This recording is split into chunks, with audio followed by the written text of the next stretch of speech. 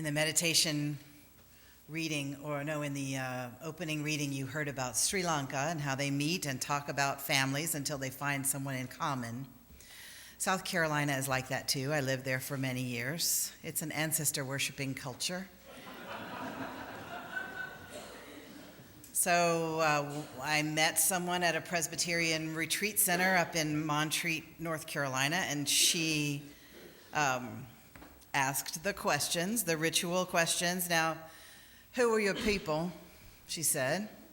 I said, well, my father's people were this, and my mother's people were this, out of the Hamiltons of Fayetteville, Tennessee, and the Presleys of Due West, South Carolina. She said, now, is that Ebenezer Presley, or is that? And I said, oh, Ebenezer. She said, oh, I know who you are.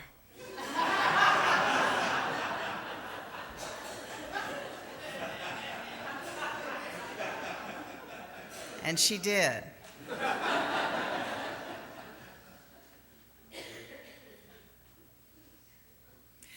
Today we're going to be talking about our ancestors, not just the ones we're proud of, because every ancestor has flaws.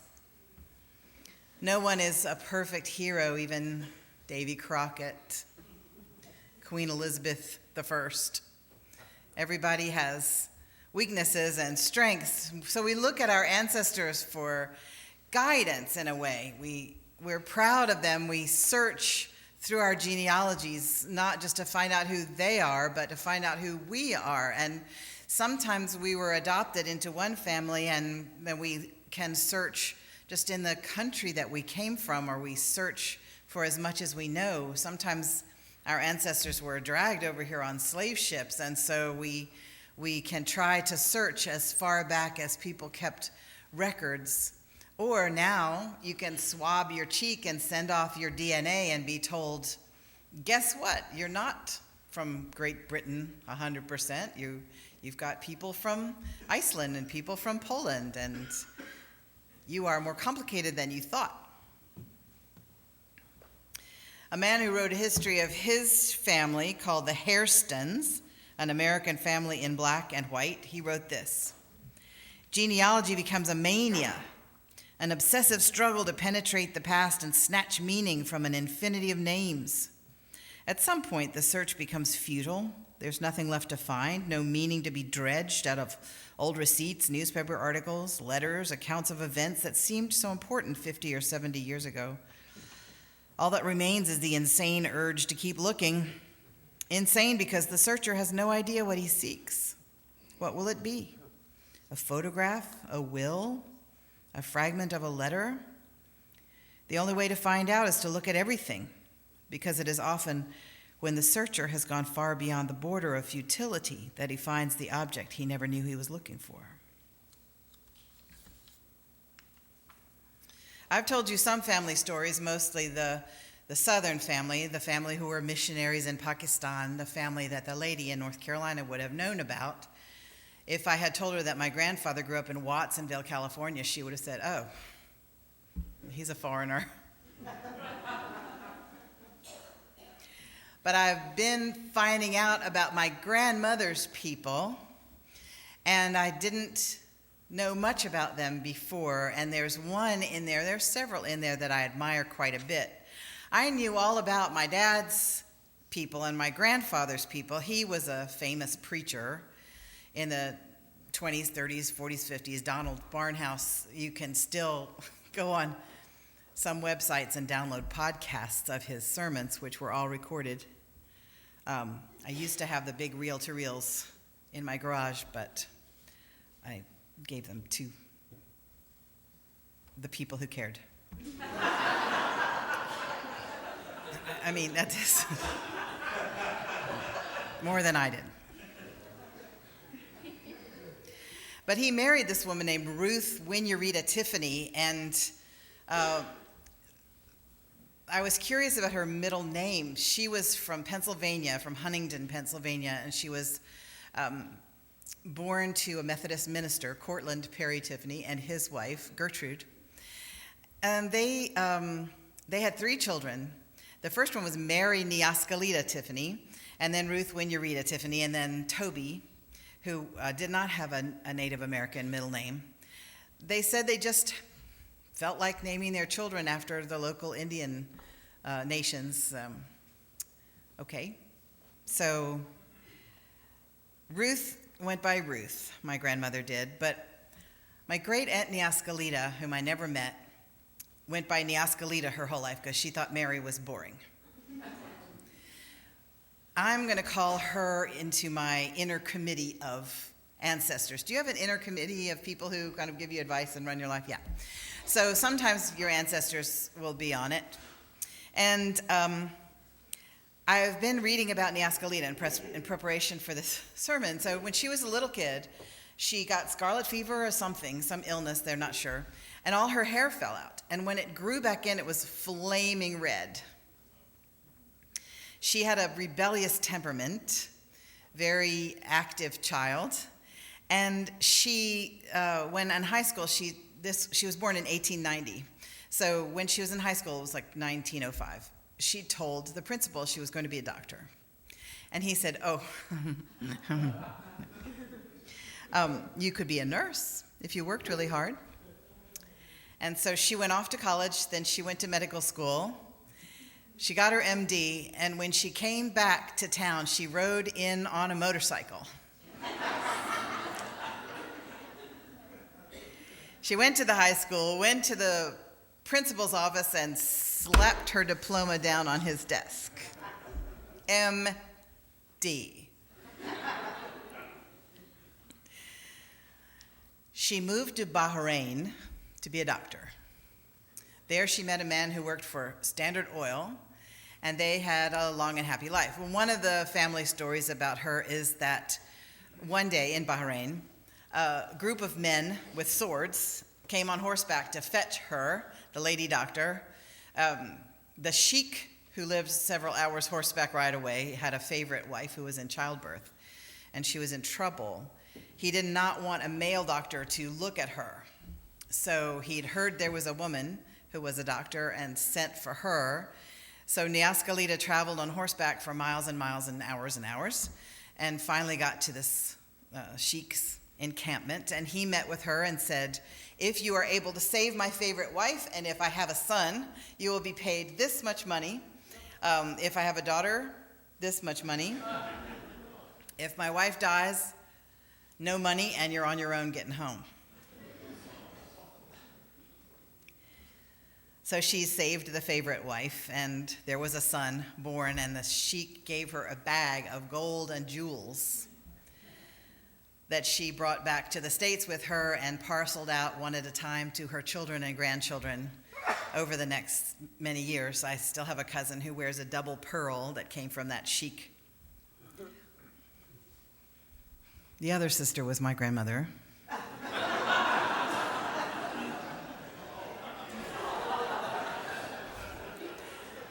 She was wonderful too, but she didn't have a bag of pearls, which is okay. She had riches of many other kinds. She's the one that married the famous minister and had 4 kids, one of whom is my dad.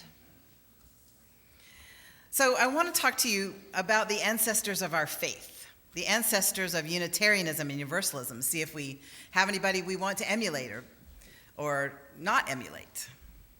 The first one I'd like to tell you about, and I'm telling these stories quickly, you can find many more stories on the UUA, Unitarian Universalist Association website, of people who are ancestors of our Unitarian faith. Sometimes they actually signed the book of a Unitarian church, and sometimes they didn't actually, but they wrote in a letter to someone that they would be Unitarian if they were going to be anything.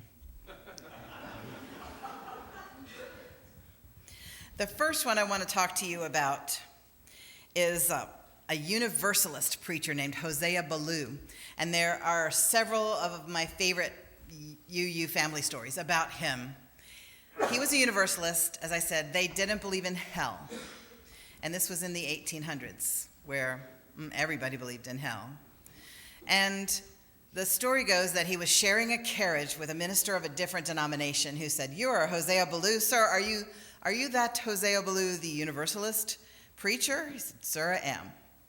"Now, do you mean to tell me that if someone were a terrible person, they would not go to hell?" That's right, sir. They would not go to hell. Are you telling me that if someone did you grievous harm, or your family grievous harm, there would not be a place? You cannot imagine a place in hell for such a person? Hosea Ballou said, Sir, I cannot imagine such a place in hell, for there is no hell.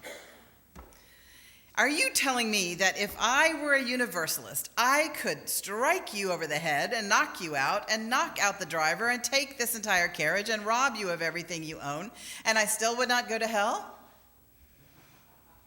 Ballou said, Sir, if you were a universalist, that thought would never have occurred to you.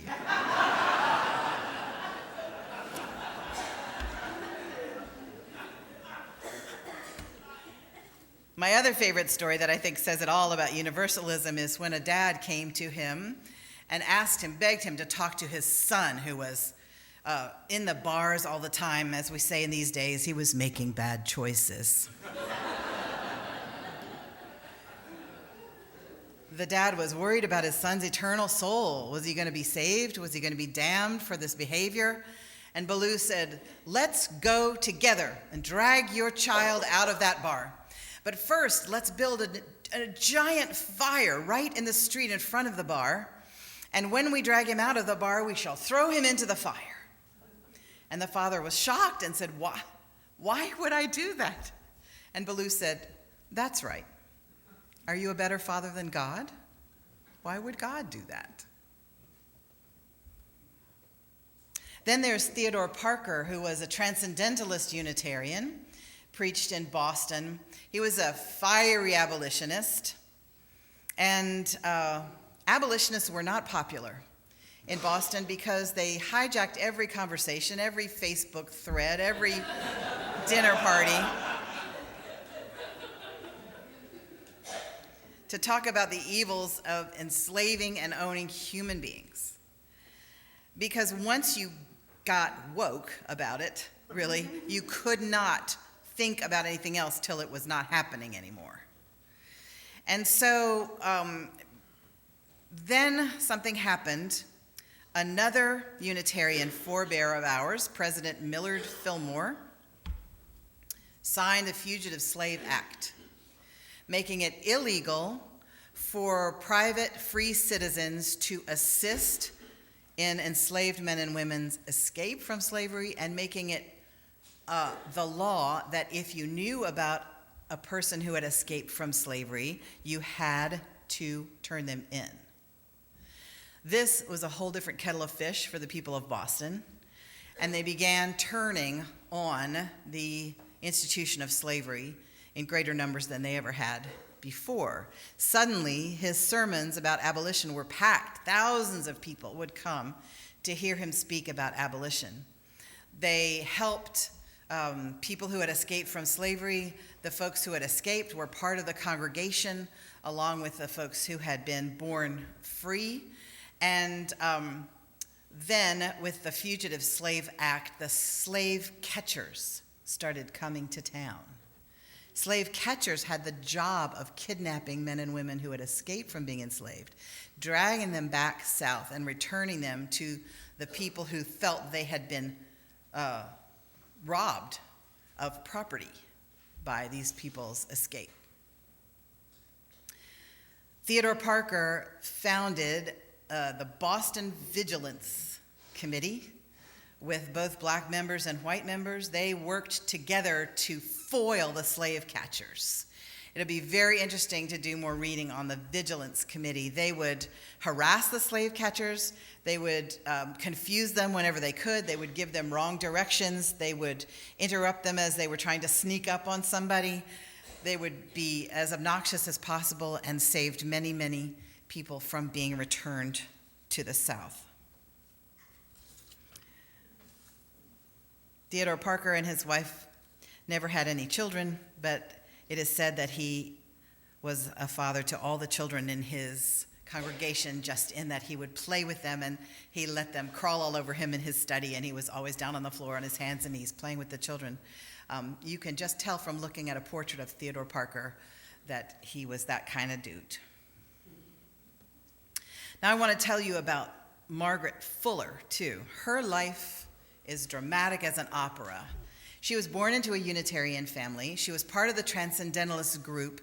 Her parents had educated her, taught her Latin, taught her Greek, literature, philosophy, mathematics. She was a beast of the intellect, and she was gorgeous.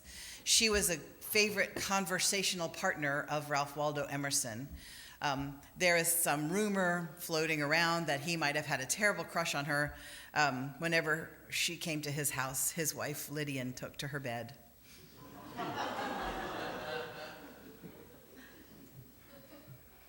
She ended up working for Horace Greeley's newspaper, the New York Tribune. Horace Greeley sent her to London to be a foreign correspondent about the literary scene, but Margaret Fuller was fascinated by reports coming out of Italy about the revolution. She traveled to Italy and began being a war correspondent for the New York Tribune. She was the first female war correspondent. In fact, most war correspondents then were soldiers on the front lines, and they would send back stories of what was happening on the front lines, but they didn't send back stories of what happened to the people who are being bombarded by shells, etc. She sent all those dispatches back, and people got to see the human face of the citizens who were not soldiers during a war. There she met an Italian count, and they didn't get married, but then they had a baby. Again, 1800s. So she was, and this was Italy. She was advised not to come back to New England with a love child. But she wanted to come back to England. I mean, not England, this New England, the States. So she came back to New England on a ship that encountered a terrible storm and began to be wrecked right off the coast of the United States. People were on the beach. They were 200 yards out, and the ship was breaking up. And they saw Margaret Fuller with her long dark hair streaming and her white nightgown streaming in the wind and the dark, and she had her baby. A sailor said, "I think I can swim to shore with your baby." She handed him the baby, and he strapped the baby to himself and dived in, and they both drowned right there in front of her. And so people on shore reported that she just stood there. She just stood there as the ship broke apart, and part of what was breaking the ship apart was a giant marble bust of another Unitarian, a slave-holding Unitarian named John C. Calhoun, and this bust had been commissioned to be made in Italy and brought to the States. He was not one of our good forebears. He was one of our wicked forebears. I hope I'm not painting him with too broad a brush, but it was his bust that in the tossing and turning of the waves kept banging against the wooden hull of the ship and helping to break it apart. I'm not saying John C. Calhoun killed Margaret Fuller.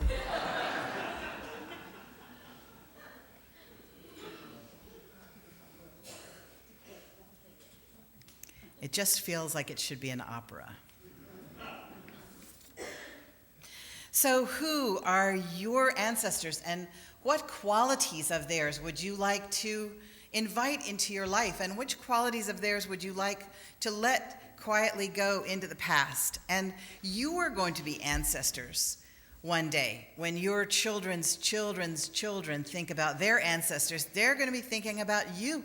What stories will they tell about you? How will they remember you? And how do you want them to remember you?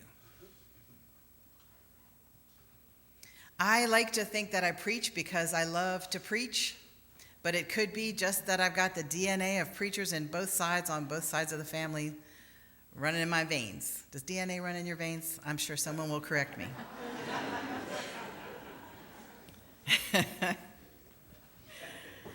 If I do get a motorcycle of some kind, even though I've promised my children I wouldn't when they were very young, I don't know why they thought they had to beg me not to get a motorcycle.